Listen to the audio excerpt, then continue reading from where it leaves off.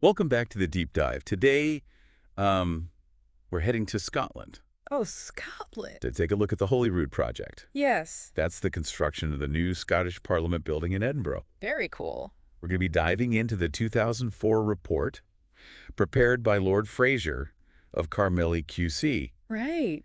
And that was the result of an inquiry into the project's significant cost overruns Right. and the delays that they experienced. Yeah, this'll be good. For this deep dive, we're going to be focusing specifically on the procurement methods Okay. and all the complex relationships involved in this endeavor. That's good stuff. And we'll see how those things contributed to those cost overruns and delays. All right.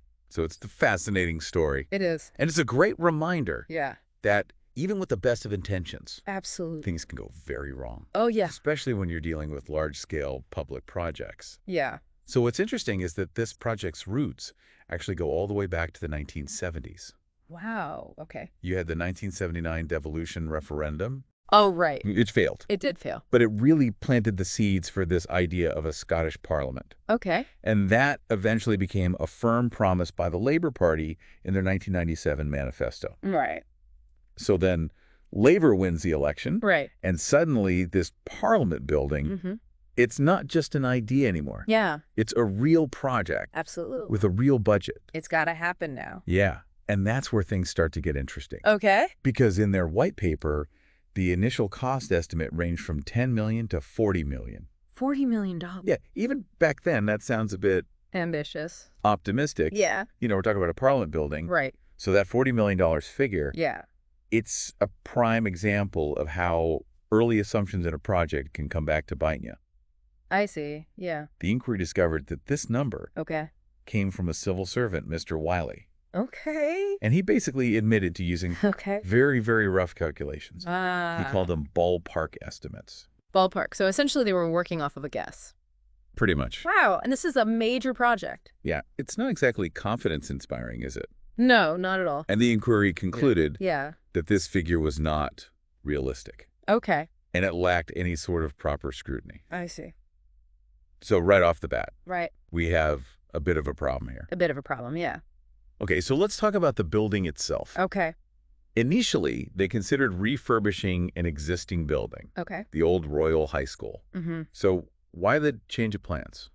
Well, a greenfield site at Holyrood sort of entered the picture, Okay, and it quickly became a favorite, okay, especially for Donald Dewar, okay, who was the Secretary of State for Scotland. right. He saw it as a very symbolic representation of a new approach to government. I see. So symbolism played a key role Absolutely. right from the very beginning. It did. And that theme seems to kind of run through the entire project, wouldn't you say? Yeah, it does. So to choose the architect for this project, they decided to hold a design competition, Oh, wow. an international one. An international design competition. Sounds very Sounds exciting. exciting, Yeah. but also potentially chaotic. Right. And Dr. Gibbons, who was actually involved in that selection process, Yeah. testified that design competitions are inherently risky. Yeah, I can see that. On one hand, they can yield innovative designs, Right. but they're also unpredictable Mm-hmm. in terms of cost and time. Yeah, that makes sense. So you're taking a big gamble. A big gamble for sure. So who are the winners of this competition? Well, the winning architect Okay. was Enric Morales. Okay. He was a very renowned Spanish architect. Oh, wow. And what's interesting is he intended to partner with a local firm, Okay. RMJM, Mm-hmm. to form a joint venture. Okay. But this joint venture wasn't formally established until after they had won the competition. Wait, so they won the competition No. without having a formalized partnership. That's right. So it's kind of like agreeing to climb Mount Everest with someone you have even met for a training hike. Yeah, that's a good way to put it. So that raises some questions Yeah, about the rigor of the selection process. absolutely. Okay. So we have our architect. We do. But how did they actually plan to build this grand vision? Right. What procurement method did they choose? They went with construction management. Construction management. Yeah, Sounds straightforward enough. yeah. What's the catch? Well, unlike traditional contracting, Okay. where you have one contractor that's responsible for everything, Right. construction management involves a lot more moving parts. Oh, see. You have a construction manager overseeing the entire process, Okay. but the work is actually divided up Right. into separate packages and tendered out sequentially. Okay. So you've got design tendering and construction all kind of overlapping. So it's more like building a house brick by brick without knowing the final blueprint. That's a good analogy, yeah. Sounds a bit risky, It can be. especially when it comes to cost certainty. Absolutely, because until that very last package is awarded, Right. you don't have a firm grasp of what the final cost will be. Yeah. And the inquiry actually criticized this decision, Oh, wow. pointing out that ministers weren't even advised of the risks involved. So they went into this without really knowing what they were getting into. Pretty much. Wow. So they opted for a potentially risky procurement method They did. without fully grasping the implications. It seems that way. It almost feels like a case study of what not to do. Yeah, it really does. All right, so we have the architect. Okay. We have this risky procurement method in place. Yes. So now we need someone to actually manage the construction. Right. Who did they bring in? Well, the construction manager selected was Bovis. Bovis. But their selection process was, let's just say, controversial. Okay. Initially, they were one of 6 firms that were shortlisted, but they ended up being chosen despite being the highest bidder. They chose the highest bidder. They did. I don't understand that logic. It's a question that baffled the inquiry as well. Yeah. They found a lack of transparency and some potential legal breaches. Wow. It seems the focus on speed and maybe some political maneuvering Okay. overshadowed good practice and common sense. So we're starting to see a bit of a pattern here. Yeah. Questionable decisions, Mm-hmm. a disregard for due process, Right. and this pursuit of speed above all else. I see where you're going with this. So who was at the helm during these early stages of the project? Well, the project sponsor appointed by the Scottish office Okay. was Mrs. Barbara Doig. Okay. Now, she had experience in government procurement, Okay. but the inquiry questioned whether she had the right kind of experience for a project of this scale and complexity. So a lack of relevant experience in a leadership position? Potentially? Not a great sign. No. And then to make things even more complicated, Okay. responsibility for the project actually shifted. It did. When the newly formed Scottish Parliament came into being in June 1999. Right. So the project was then handed over to the Scottish Parliamentary Corporate Body, The SPCB. the SPCB. Yeah. So essentially you have a brand new governing body inheriting a project that's already showing some red flags. Yeah. And to make matters worse, Yeah. at the time of the handover, the project was presented as being close to stage D, which is scheme design. Okay. But the inquiry later found that this was a bit misleading. Misleading, how so? Well, it turned out that the design was nowhere near complete. Oh, wow. Key elements, like the debating chamber, Okay. they were still in the very early conceptual phases. So they're behind schedule They were. and potentially over budget. Yeah, you could say they were building this parliament on a bit of a shaky foundation. That sounds like it. And it was only a matter of time before those cracks would start to show. All right, well, let's delve into that in the next part of our deep dive. Let's do it. As the project progressed, the cost consultants Davis Langdon and Everest DLE started to raise some concerns. Okay, so the numbers were starting to climb. Yeah, you could say that. Just how bad was it? Well, in August of 1999, DLE reported an estimated construction cost of $115.7 million. $115.7 million. Almost double the initial budget of £62 million. So the cost had basically doubled. Yeah. What was causing this financial hemorrhage? Well, there were a few factors. Right. One key event was the discovery of an additional 4,000 square meters that had to be included in the design. Wait, they forgot to measure properly? It seems like a significant oversight. 4,000 square meters. That's like forgetting to account for an entire football field. Yeah, it's a lot of space. And on top of that, the design kept evolving. It did. Ongoing changes and refinements. That's what they called design creep, Design creep. which added further pressure to the budget and the timeline. So they're changing plans on the fly while the meter's running. Yeah, pretty much. So what did the Scottish Parliament do? Well, faced with these rising costs Right. and mounting pressure, Yeah, they formed the Holyrood Progress Group, the Holyrood Progress Group. or HPG for short. Okay. And this was back in April 2000. Okay. It was composed of MSPs, Okay. and their task was to oversee the project All right. and try to address these escalating costs. So they bring in the politicians to try to sort out the mess. Yeah, essentially. Did it help? Well, it added another layer of complexity. Okay. Now you had political considerations Right. woven into the practical challenges of managing this massive construction project. So balancing the needs of the project with the desires of the politicians. Right. That's a tough act to balance. It's a very delicate balancing act. Did the HPG manage to rein in those costs at all? Not really. Yeah. It seemed the tension between maintaining that architectural vision Okay. and containing costs was just too much to overcome. Yeah. The design changes continued. Uh, The budget kept climbing. was there ever a point where they considered hitting the pause button?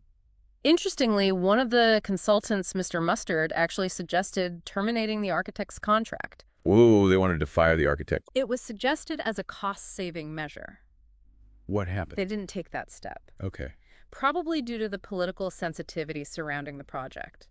So politics gets in the way again. You could say that. So they were essentially stuck with the architect and the ever-increasing costs. Pretty much. Yeah. Did they try any cost-cutting measures? They did. Like Yeah. what? They tried things like value engineering, Value engineering? but it seemed these efforts were constantly being overshadowed Yeah. by those ongoing design changes. It's like trying to bail out a sinking boat with a teaspoon. It's a good analogy. Can you give me a specific example of how these political considerations impacted the budget? Sure. One example that stands out is the decision to use Kemnay granite for the building. Kemnay granite. Now, the project director had raised concerns about the cost Okay. and the logistical challenges of using this material. Right. But the HPG pushed for it anyway. Why would they do that? Symbolism. Symbolism. They felt that using Scottish granite was important for the building's national identity. I see. It was a political statement. So they were essentially setting money on fire for the sake of symbolism. Well, it does highlight the conflicting priorities at play. Yeah. Pragmatic project management versus political and symbolic imperatives. It's a classic dilemma in public projects. It really is. So did the HPG, with all their good intentions, were they the right people to be steering this ship? That's a really good question. Their focus on maintaining the architect's vision was understandable, Yeah. but it seems to have come at a hefty price. It did raise questions about the effectiveness of their approach to cost control. It seems like their decisions may have actually contributed to the cost increases. It's possible. So how did this back and forth between the HPG and the project director play out?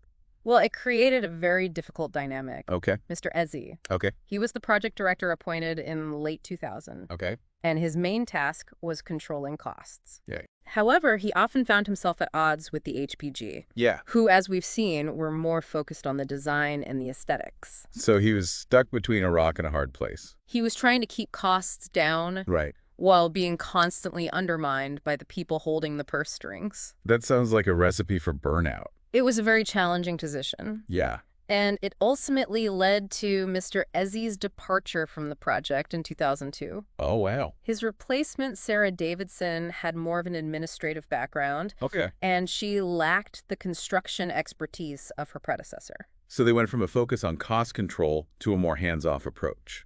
That's one way to interpret it. And this change in leadership really reflects the evolving dynamics of the project, It does. where political considerations seem to increasingly take precedence over pragmatic project management. Yeah, that's a good observation. And, as we all know, when politics takes center stage, things don't always go according to plan. That's an understatement. Let's talk about the consultant's fees. Okay. I understand that was a major point of contention. It was. What was the issue there? Well, initially, the consultant's fees were structured as a percentage of the construction cost. Okay. So every time the construction cost went up, Yeah. so did their fees. So the more the project went over budget, the more money the consultants made. Essentially, yes. That seems like a pretty sweet deal for them. It raised concerns about potential conflicts of interest. It sounds like they were profiting from the very cost overruns that they were, at least in part, responsible for. Yeah, that perception was definitely there. So when did that change? Well, the project sponsor raised the issue as early as December 1999. Okay. But efforts to cap the fees were met with resistance from the consultants. So they didn't want to give up their gravy train. It wasn't until June 2003, June 2003. under pressure from the new presiding officer, George Reed, that the consultants finally agreed to cap their fees. So years of escalating costs, and finally they decided to put a lid on it. Better late than never, I suppose. Amidst all this chaos, was anything going smoothly on this project? There was one aspect of the project that, while not without its own set of challenges, Right. didn't actually add to the overall delays. Oh, tell me more. The project involved incorporating a historic building, Queensberry House, Okay. into the Parliament complex. All right. This presented its own set of challenges I could imagine. related to preservation, Right. integration with the new building, Okay. and of course, cost. Of course. So it was like a mini project within the larger project. Okay.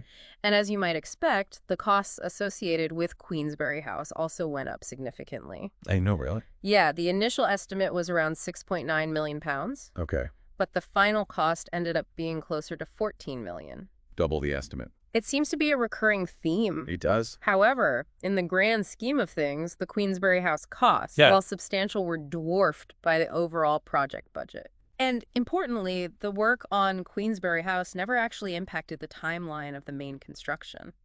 So a small victory amidst a sea of setbacks. You could say that.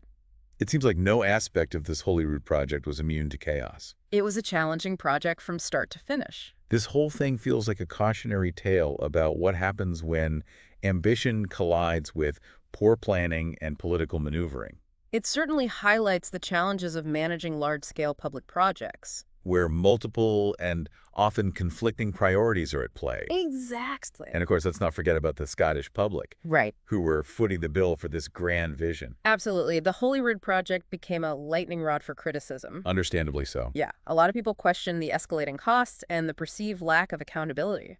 We should acknowledge, though, that the project did aim to create a building of lasting significance, It did. a symbol of Scotland's renewed sense of nationhood. Absolutely. And despite the challenges and controversies, the Scottish Parliament building did achieve that goal. It did. It's become an iconic landmark Yeah. and a source of pride for many Scots. So a mixed legacy, then. A very mixed legacy. The Holyrood project serves as a potent reminder that even the grandest ambitions can be fraught with complexity, compromise, and unintended consequences. Couldn't have said it better myself. All right, so let's get down to brass tacks here. What was the final price tag for this ambitious project? The final cost came in at a staggering $431 million. $431 million. That's more than 10 times the initial high-end estimate of £40 million. Are you serious? It's a stark illustration of how poorly managed projects can spiral out of control. And keep in mind, that figure doesn't even include the landscaping costs, which were accounted for separately. That's absolutely mind-boggling. And all of this was achieved using the construction management procurement method. Looking back, do you think that was the right approach for this project? That's a really tough question. Construction management, as we've discussed, does have its advantages in terms of speed and flexibility, but in the case of Holyrood, it seems like the risks inherent in this approach were either not fully appreciated or perhaps even deliberately downplayed. So maybe a more traditional contracting approach with its fixed price contracts and greater cost certainty would have been a better choice. It's certainly possible, but hindsight is always 20/20. At the time, the Scottish office was clearly fixated on getting this parliament building up as quickly as possible, and construction management seemed to offer the fastest route. Whether that speed was worth the ultimate cost is definitely debatable.